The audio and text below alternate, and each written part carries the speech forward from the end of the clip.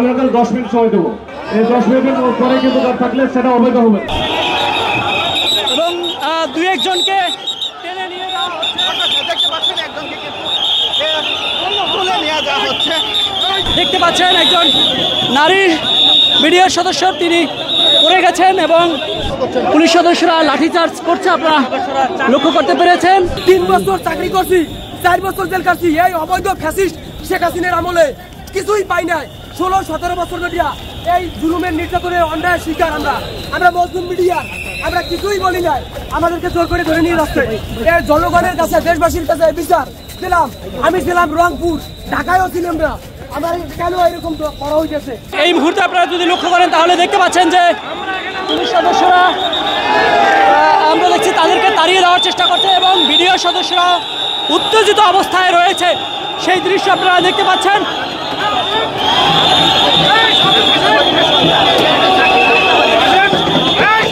আমরা দেখছি একজন নারী, বিডিওর পরিবারের একজন নারী, তিনি কিন্তু পুলিশের সাথে। বান্ডেল থাকলে প্রতি সেনমানিতে টাকা বাঁচবে। বিকাশ সেনমানি বান্ডেল কিনে জিতুন প্রতি লেনদেনে। তর্ক করছেন, আপনারা যে দৃশ্য দেখতে পাচ্ছেন ইতোমধ্যে একজন নারী রয়েছে, নারীটি পড়ে গিয়েছে, সেই দৃশ্য আপনারা দেখতে পাচ্ছেন। একজন নারী বিডিওর সদস্য তিনি পড়ে গেছেন এবং আপনারা দেখতে পাচ্ছেন ইতোমধ্যে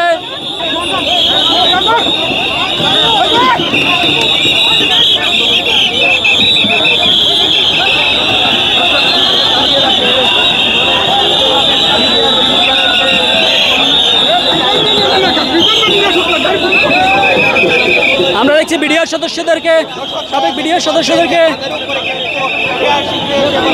তাড়িয়ে দেওয়ার চেষ্টা করছে এবং তাড়িয়ে দিচ্ছে। ইতিমধ্যে জল মেরেছে এবং সাউন্ড গ্রেনেড ছুটছে, আমরা সেটি দেখছি। এবং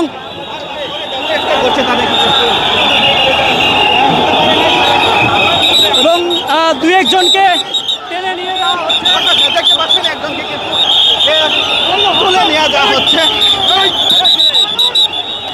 আরেকজনকে ধরে নিয়ে যাওয়া হচ্ছে।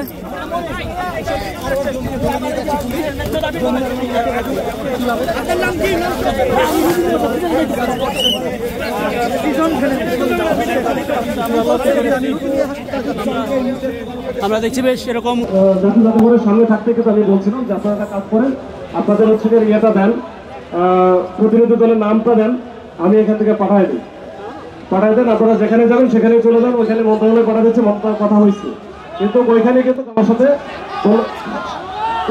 কথা শুনলো না। ওইখানে না শুনে আপনার কাছে চলে আসবে। ইচ্ছা করলে আমরা যদি বেশি ভালো হইতাম আসতে পারতেন না। তারপরে আমরা দেখি আমরা কিন্তু এখানে আসতে দিচ্ছি। এখন এরপরে যদি আপনাদের মূল উদ্দেশ্য যেটা, সেটা হচ্ছে কথা বলা, আলোচনা করা।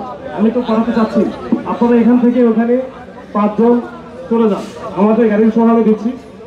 আর আপনাদের যেটা আছে এখান থেকে, এটা যেহেতু সেন্সিটিভ জায়গা, এটা আমাদের দায়িত্ব নিয়ে এখানে কিন্তু আসছি এবং আমরা আসছি, এখনো পর্যন্ত ভালো আছি। এইখানে কিন্তু বেশিক্ষণ থাকা যাবে না। আপনারা এখান থেকে ওইদিকে আমি পাঠাই দেবো, আপনারা এখান থেকে একটু শহীদ মিনারে চলে যান।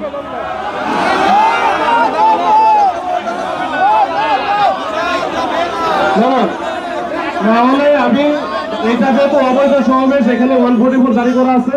আমি হচ্ছে কিছু এখানে আমার সিনিয়র অনেক অফিসার এখানে আছে, তাদের সাথে তারা কিন্তু বলতেছে এখানে কোনোভাবে থাকা যাবে না। আমরা 10 মিনিট সময় দেবো। এই 10 মিনিটের পরে কিন্তু থাকলে সেটা অবৈধ হবে। এটা কিন্তু আমি কিন্তু এটা মানবো না। 10 মিনিট সময় দিলাম, দেখেন আপনার চিন্তা করে দেখেন, এখন আমরা জানান 10 মিনিট সময়।